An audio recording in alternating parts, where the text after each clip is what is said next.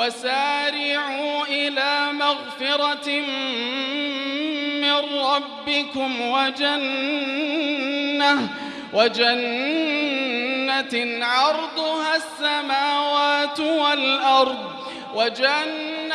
عرضها السماوات والأرض أعدت للمتقين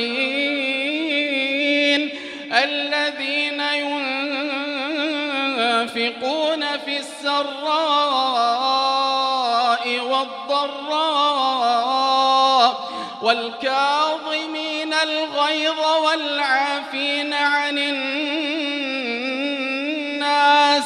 والعافين عن الناس والله يحب المحسنين والذين إذا فعلوا فاحشة أو ظلموا أنفسهم ذكروا الله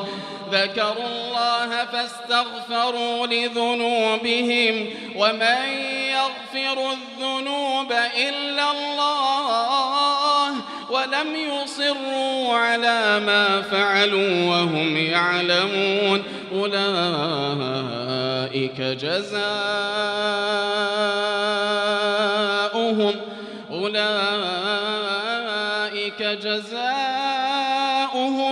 مغفرة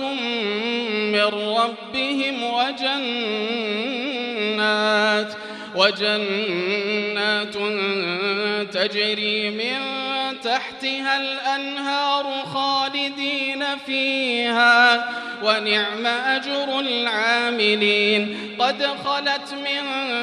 قبلكم سنن فسيروا في الأرض فانظروا كيف كان عاقبة المكذبين هذا بيان للناس وهدى